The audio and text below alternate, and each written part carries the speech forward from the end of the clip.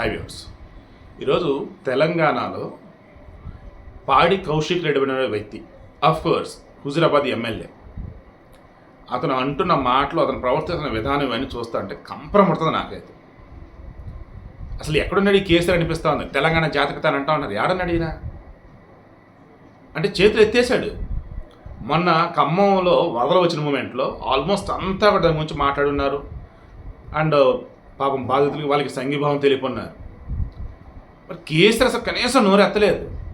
జగన్మోహన్ రెడ్డి అన్న ఆయనకి ఇచ్చిన స్క్రిప్ట్ పేపర్ చూసి దిక్కుమనేటువంటి మాటలు మాట్లాడినా ఆ విజయవాడ వరదలు వెళ్ళి మాట్లాడాడు కాసేపు నించోనే. ఈ కేసీఆర్ వరదలకు వెళ్ళడం తర్వాత సంగతి. అసలు హైదరాబాద్ ఉన్నాడో లేదో తెలీదు, ఫామ్ హౌస్లో ఉన్నాడో తెలియదు, అసలు ఆరోగ్యంగా ఉన్నాడో తెలియదు, నోరు ఎత్తింది లేదు ఎక్కడ. అంటే నాకేమనిపిస్తుంది, కేసీఆర్ ఇక బీఆర్ఎస్ పార్టీకి నాకు సంబంధం లేదని చేతులు ఎత్తేసడే అనిపిస్తుంది.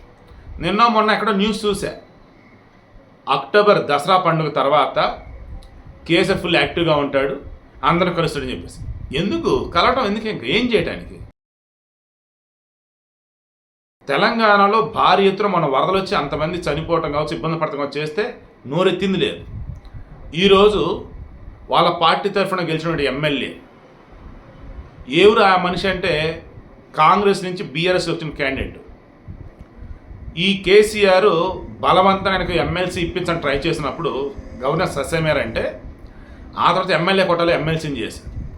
ఆ తర్వాత ఇదే కౌశిక్ రెడ్డి హుజురాబాద్ నుంచి వాళ్ళ పిల్లలతో సహాయం అనకూడదు కానీ వాళ్ళ పాపని వాళ్ళ ఆవిడ నేను పక్కన పెట్టుకొని ఇప్పుడు కనుక నన్ను కానీ గెలిపించుకుంటే ఇంకో ఆత్మహత్య చేసుకుని ఇదే చివరిదని చెప్పేసి అన్నాడు. అందుకే అతను సూసైడ్ స్టార్ అంటూ ఉంటారు. ఆ రకంగా చేసినటువంటి క్యాండిడేట్ గెలిచిన తర్వాత మరి ఆ హుజురాబాద్కి ఏం చేసినట్టు తెలియదు కానీ హుజురాబాద్లో ఈటెల రాజేంద్రని 100 మీటర్ల లోతుకు తొక్కినోడిని నేను. ఈరోజు తెలంగాణ శక్తి అంటే చూపిస్తా, తెలంగాణ పవర్ ఏంటో చూపిస్తా. అరికిపూడి గాంధీ నువ్వు ఆంధ్రోడివి, బతటానికి ఏడకొచ్చి నన్ను ఇష్టం వచ్చినట్టు మాట్లాడతావా, మేమేంటి చూపిస్తాం అంటున్నాడు. ఇదే అరికపూడి గాంధీ 2014లో టీడీపీ నుంచి పోటీ చేశాడు. శ్రీలింగపురం నియోజకవర్గం నుంచి గెలిచాడు. ఆ తర్వాత టీడీపీలో ఉన్న వాళ్ళు చాలామంది బీఆర్ఎస్లో జాయిన్ అయ్యారు కదా, అప్పుడు టీఆర్ఎస్లోకి, అందులో ఈయన కూడా జాయిన్ అయ్యాడు. 2018లో ముందస్తు ఎలక్షన్స్ కదా, అదే శ్రీలింగపల్లి నుంచి గెలిచాడు. అదే అరికపూడి గాంధీకి ఆనాడు కేసీఆర్ టికెట్ ఇచ్చాడు. ఇదే అరికపూడి గాంధీ హ్యాట్రిక్ కొట్టాడు. ఎలా? మొన్న 2023 ఎన్నికల్లో గెలిచి. ఎలా అంటే మరలే కేసీఆర్ టికెట్ ఇచ్చాడు. ఈ కౌశిక్ రెడ్డికి తెలీదా?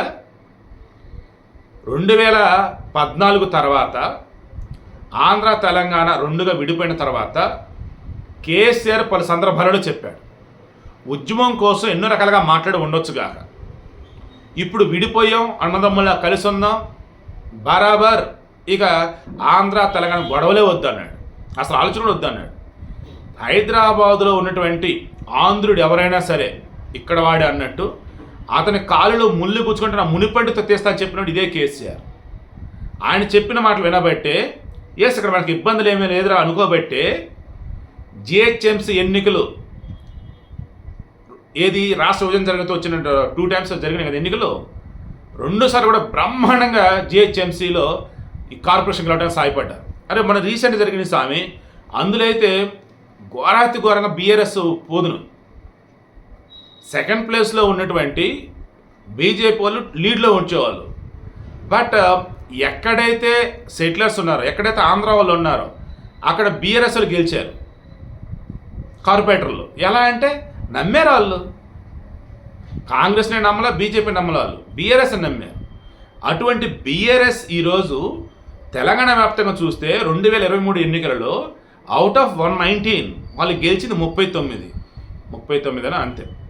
ఈ 39లో అత్యధికంగా 25+ వచ్చేసి ఈ హైదరాబాదు, రంగారెడ్డి, మేడ్చల్, ఈ సంగారెడ్డి, ఈ చుట్టుపక్కల మొత్తం కూడా హైదరాబాద్ జిల్లా, మేడ్చల్, ఇటు చూస్తుంటే రంగారెడ్డి, ఈ 3 కలగైపోయి మధ్యలో ఏమైనా ఉంటే అటు ఇటు ఉండొచ్చు కాక.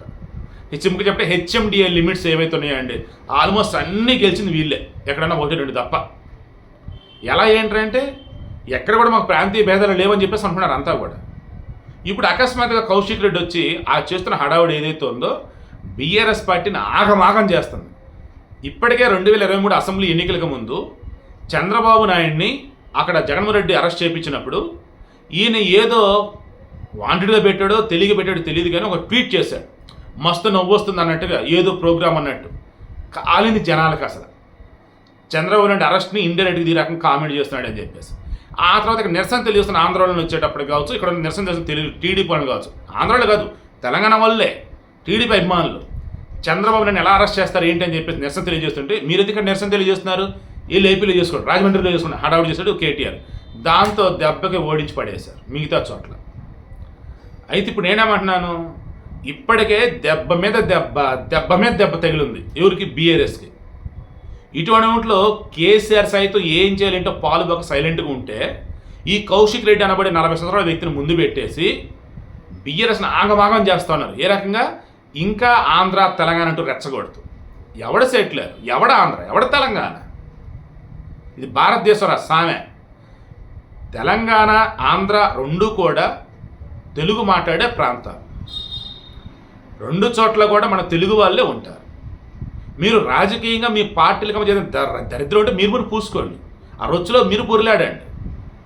పద్ధతిగా బతుకుతున్న ప్రజల మధ్య ఏంటి చిచ్చు పెడతాం మరలా? సిగ్గుందా, బుద్ధుందా?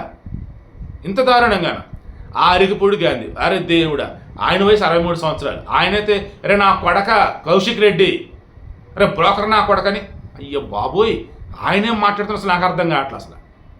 అదేమంటే 100 రోజులు నాకు టైం ఇవ్వండి, భారతీయుడు సినిమాలో కమల్ హాసన్ లాగా మొత్తం ఏరేస్తా, కలపంతా తీసేస్తా అంటాడు.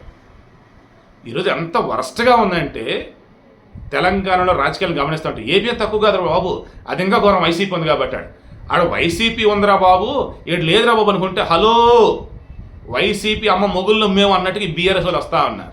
నిజంగానే నేను సోషల్ మీడియాలో చూస్తున్నా, కొన్ని పోస్టులు చూస్తున్నా కదా, ఘోరంగా ఉంటూ ఉన్నాయి.